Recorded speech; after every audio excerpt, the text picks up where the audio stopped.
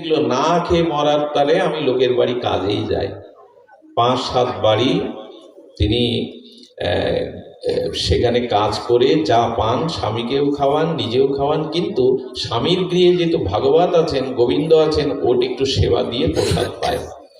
মেয়েটাই হাল ধরলো, মেয়েটাই হাল ধরলো, রাত দিন খাটে, রাত দিন পরিশ্রম করে, এই করে এর মধ্যে 2টো সন্তানও হয়েছে। কিন্তু আর কতদিন এভাবে নিজে দাসিত্ব করে পরিশ্রম করে স্বামীকে চালার উনি ওই ঘন্টার পর ঘন্টা ঘরের মধ্যে পড়েই যান। ঘটনা একদিন ঘটল, শুনুন কি অপূর্ব ঘটনা। 2জন সাধু এসে উপস্থিত।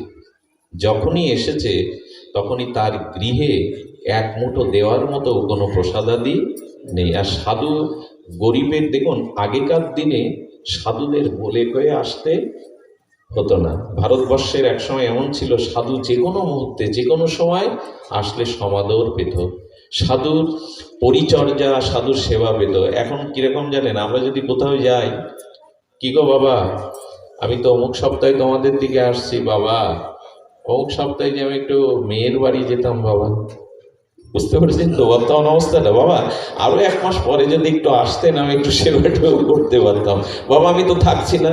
এড়িয়ে দেওয়ার ধান্দা। বাজারে অনেক সাধু দেখলে কি মনে করেন, এর সাথে আধা ঘন্টা সময় কি করে কাটাবো, বাড়ি যদি যেতে চায় অন্য পথ দিয়ে চলে যায়। এই হলো বর্তমান দুরবস্থা। মিথ্যা বলছি কি দাদা?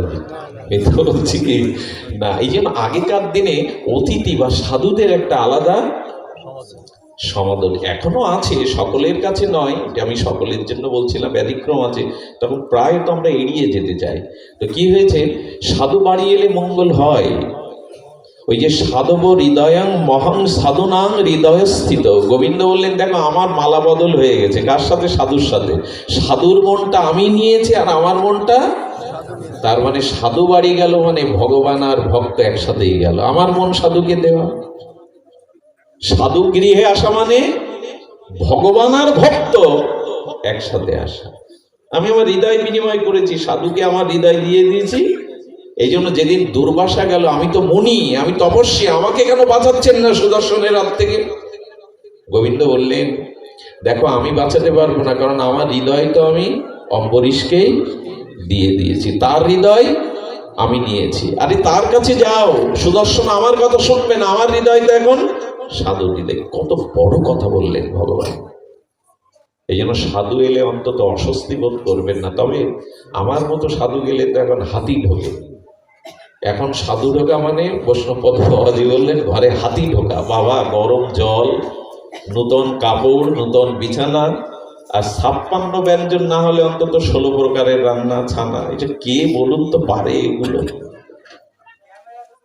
কে পারে এগুলো? এই জন্য সাধু ঢোকা মানে এখন হাতি ঢোকা ঘরে। তো এই জন্য সাধুদের আগে একটা এরকম ছিল ভারতবর্ষে, এসেছে আসন পেতে বসে বলছে মা বড় ক্ষুধার্ত, দে তো 1 মুঠো দে। লজ্জায় ডুবরে কেঁদে উঠল, ঘরে 1 মুঠো নাই, ঘরে 1 মুঠো নাই।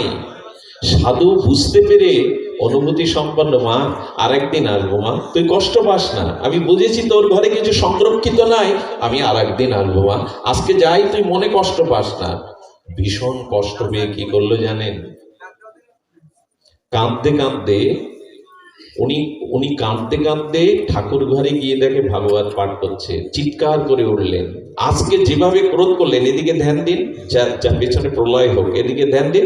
বলছেন যে আজকে উনি রেগে উঠে বললেন সারাটা জীবন এই গ্রন্থ নিয়েই পৃষ্ঠায় চোখ বুঝলে, আজ ঘর থেকে সাধু ফিরে গেল, আর যদি আয় করতে, কিছু কাজ করতে, এই লজ্জায় অভিশাপ নিতে হতো না। ছেলে মেয়ের চিন্তা তো করলে না, ভাগবত ভাগবত করতে করতে আর সাধু ঘর থেকে ফিরে গেল, গ্রন্থটা তুলেই মাথায় আছাড় মেরেছে। এই নিয়ে থাকো, এখানে থেকো না, তোমার জন্য সংসার না, যাও চলে যাও, ভাগবত নিয়ে কাটাও। সাধু তো ভাগবত পাঠ করছিলেন, স্ত্রীর এই রুক্ষ ব্যবহারে কষ্ট পাননি, কারণ সাধুদের স্বভাব হলো শরীর তারা। শুধু কেঁদে কেঁদে ভাগবতকে বুকে জড়িয়ে বললেন, প্রভু আমার স্ত্রীর সুবুদ্ধি দাও।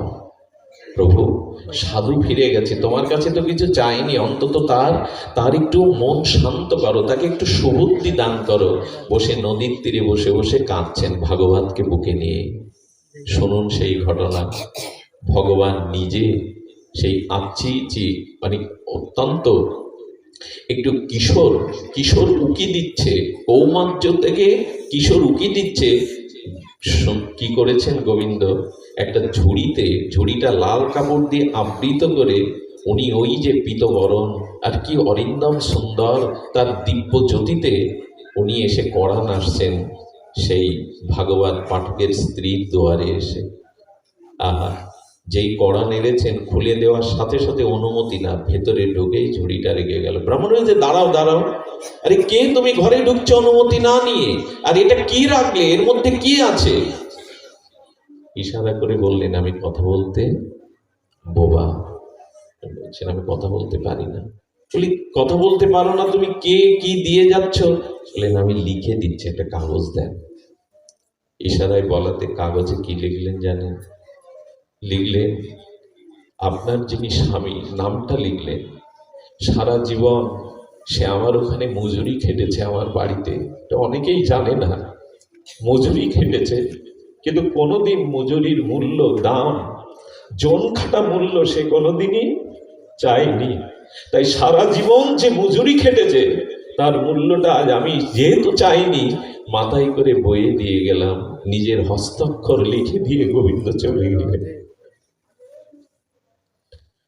ব্রাহ্মণী তখন দেখলেন কি আছে এতে, উঁচু করে দেখে, চিঠিটা পড়েনি কিন্তু উঁচু করে দেখে পৃথিবীতে যেসব মণিমুক্তা নাই, গোবিন্দের প্রেরিত বৈকুণ্ঠের সেই মণিমুক্তাতে পুরো ঘর আলোকিত হয়ে গেছে।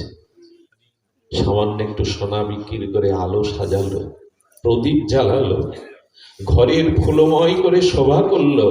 ছেলে দুটোকে ডেকে বলছেন, যা তো তোর বাবাকে নদীর ধার থেকে ডেকে আন, ডেকে আন। উনি বরণডালা সাজালেন, আর গিয়ে ছোট দুটো বাচ্চা বলছে, বাবা মা তোমাকে ডাকছে, তুমি সারাদিন না খেয়ে ভাগবত নিয়ে পড়ে আছো, অভিমান নাই তো? ফিরে এলেন, এসে তাকিয়ে দেখছেন এটা কার বাড়ি, প্রদীপ জ্বলছে, ফুলমালা চন্দনে চর্চিত করা, সুগন্ধ আসছে, দীপশিখা তো জ্বলে না এভাবে আমার বাড়ি। ঘরে ঢুকেই তাকে ঠাকুর ঘরটা আলোকসজ্জা করা, পল্লবে পল্লবিত করা, সুগন্ধ বাতাবরণ তৈরি হয়েছে, আর সামনে স্ত্রী বরণ ডালা নিয়ে আরতি করছে। কি গো, কি গো, তুমি তুমি আরতি করছো কেন? বরণ ডালা প্রদীপে দিয়ে আরতি করছো কেন? বললেন আচ্ছা তুমি তো বলনি, বাবা মোবাইল বন্ধ রাখুন, তুমি তো বলনি। আচ্ছা তুমি যে একজনের কাছে, মহাজনের কাছে, কোন আমি জানতাম ঘরে দোষ দিয়েই তুমি পাঠ করো, ভাগবত পাঠ করো, আমি তো জানতাম না এমন মহাজনের কাজ করো তুমি। যে মহাজন আজকে তোমার সমস্ত পাওনা মিটিয়ে দিয়েছে, আমি তো রাজার রাজা হয়ে গেছি, এই দেখো, এই দেখো কত মণিমুক্তা দিয়ে গেছে, এগুলো তো আমরা রাজার রাজা হয়ে গেছি, তুমি তো বলনি। পায়ে প্রণাম করে বলছেন তুমি তো বলনি। কে এসেছিল? আমি তো জীবনে কারো মজুরি খাটিনি গো। ভাগবতকে দেখিয়ে বলছেন, এছাড়া তো আমি জীবনে কাউকে চিনি না, কারো কাজ করি না, আমি ভাগবত নিয়েই তো জীবন কাটিয়েছি, কে তোমাকে দিয়ে গেল? বলে সে বোবা, কথা বলেনি, তবে একটা চিঠি দিয়ে গেছে। চিঠিটা যেই হাত চোখের সামনে ধরেছে, লেখা, তুমি সারা জীবন আমার ওখানে মজুরি খেটেছ, বিনিময় কোনোদিন কিছু পারিশ্রমিক চাওনি, তাই তোমার সমস্ত পরিশ্রমে পারিশ্রমিক আজ আমি নিজে মাথায় করে বয়ে দিয়ে গেলাম। অক্ষরগুলো যেই দেখেছে অক্ষরগুলো ঘুরতে শুরু করেছে, চিন্ময় অক্ষরগুলোর মধ্যে গোবিন্দের প্রতিচ্ছবি ফুটে উঠেছে, গোবিন্দের বিগ্রহ ফুটে উঠেছে ওর মধ্যে, অক্ষরের মধ্যে, অক্ষরের মধ্যেই। নিজেকে চিঠিটা বুকে নিয়ে ভাগবত মাথায় নিয়ে কাঁদছেন আর বললেন, গো আজ তোমাকে একটা প্রণাম করতে দেবে গো। স্ত্রীকে বলছে আজ তোমাকে একটা প্রণাম করবো, আমি সারাটা জীবন ভাগবত বুকে নিয়ে থাকলাম, কিন্তু পেলে তুমি তার দর্শন, বলো না সে পাটা কোথায় লেগেছিল, কোথায় দাঁড়িয়েছিল, ওই ধুলাতেই গড়াগড়ি দিতে লাগলো। এই হলো ভাগবত মহিমা, এই হলো যারা ভাগবতকে ভালোবাসে, যারা ভাগবত শ্রবণ কীর্তন করো, ভাগবতকে আদর করে, তাদের প্রাপ্তি। ভাগবতের জন্য যদি জীবন উৎসর্গ করা যায়, এটাই হলো ভাগবতের মহিমা, এটাই হলো মহামহিমা। রাধা ঠাকুরানীর কথা আপনাদের কি বলবো, আজ সময় নেই। দাদাজি আছেন, তিনি পূর্ণাহুতি দেবেন। তার আগে এইটুকু বলি, এই কলিযুগের আমরা পরমায়ুতে অনেক নিচে, আমাদের ইন্দ্রিয়ের সক্ষমতাতে আমরা অনেক নিচে, আমরা আয়ুতে নিচে, রোগের শোকে যন্ত্রণায় অল্প আয়ুতে ইন্দ্রটার পটুতাও আমাদের কম, আমাদের সামর্থ্য নেই। সব দিকে কলিজীবের জীব নিচে, সব দিকে বিচার করলে, কিন্তু দুটো দিকে আমাদের থেকে উঁচুতে আর কেউ নেই। আবার বলি কথাটা, একটু হৃদয় দিয়ে শুনুন। আয়ুতে, পরমায়ুতে আমরা সব দিক দিয়ে পিছে, জ্ঞান চেতনায় আমরা আমাদের ইন্দ্রিয়ের পটুতা, আমাদের পরমায়ুতে, আমাদের অল্প আয়ুতে সব দিক দিয়ে কলির জীব অন্ধ, পিছিয়ে পিছিয়ে পড়ার দুটো দিক হলো এমন উচ্চতা, যে উচ্চতা সত্য ত্রেতা দাপার দেব ঋষিগণ এই উচ্চতায় উঠতে পারেনি। একটা হলো মহাপ্রভুর করুণা। কোন যুগের জন্য, কোন জীবের জন্য, কোন মুনি ঋষির জন্য এ জাতীয় করুণা কোন যুগে হয়নি।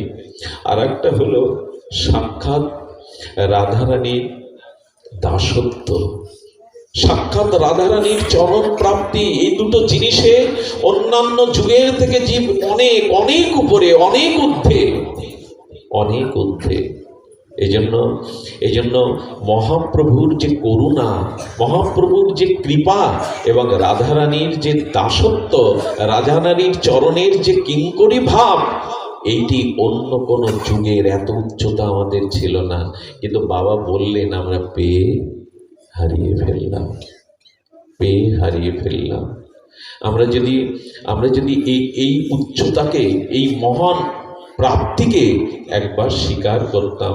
চিন্তা করুন তো, দিনান্তে যে নিতাই বলে একবার, কবার? দিনান্তে যে নিতাই বলে একবার। মহাপ্রভু আশীর্বাদ দিয়ে বললেন, সে হয় আমার, আমি হই তার। ও একবার নিতাই বলো, একবার গৌর বলো। যে গৌরাঙ্গ বলিতে হবে পুলক শরীর। গৌর নামের মধ্যে, গৌর প্রেমের মধ্যে এতখানি করুণা বিগলিত যে নাম নিলেই হৃদয় পুলকিত হয়, লোক খুব খাড়া দিয়ে ওঠে, গৌর বলতেই চোখে জল আসে। এত জলের লীলা ছিল না নিত্যানন্দ প্রভু নন্দনাচার্যের গৃহে নবদ্বীপে। মহাপ্রভুকে দেখে বলেছিলেন, মনে মনে বলছেন, তুমি আমার ভাই কানাই, ব্রজের কানাই, কিন্তু বলতে পারো তোমার হাসি কোথায় লুকালো, তোমার বাঁশি কোথায় লুকালো? মনে মনেই উত্তর দিচ্ছেন মহাপ্রভু, দাপারে আমার যে হাসি আর বাঁশি, কলিতে তাহাই হয়েছে আমার নয়নের অশ্রু রাশি। মহাপ্রভু বললেন, বাঁশি আর হাসিটা এবং আমি প্রেমাশ্রুতে নিয়ে এসেছি। আমার অশ্রুই হলো সেই বাঁশি এবং আমার মুখের হাসি। তবে কাঁদছো কেন হাসির ঠাকুর, আনন্দের ঠাকুর? এত কাঁদছো কেন তুমি? এত ধুলাই গড়াচ্ছ কেন তুমি? এত জীবের কারণে তুমি ধুলাই লুটাচ্ছ। কাঞ্চনা সম পর্বত সম কাঞ্চন দেহটা কেন ধুলাই দিয়ে কাঁদছো জীবের জন্য? মহাপ্রভুর একটাই উত্তর, আমি না কাঁদলে, নিজে না কাঁদলে যে অন্যকে কৃষ্ণ বলে কাঁদানো যাবে না।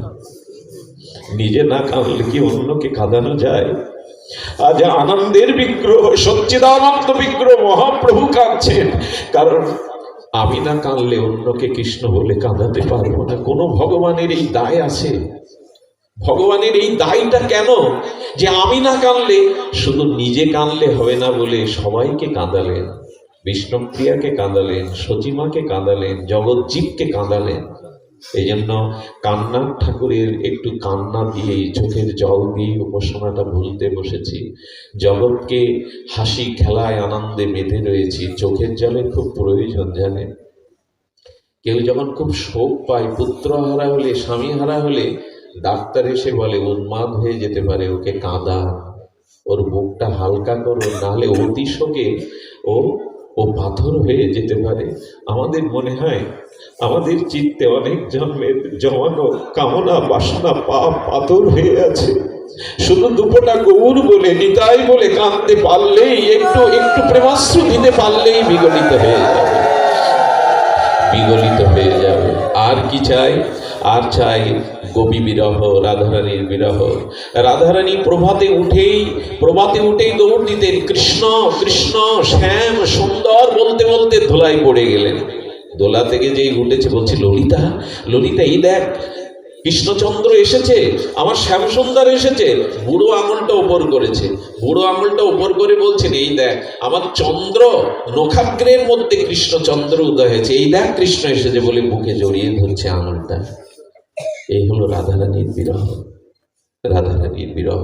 তাই একটু বিরহ জাগিয়ে চোখের জলে আমাদের নিতাই ভজন, গৌর ভজন, যুগল ভজন, এটা একান্ত প্রয়োজন।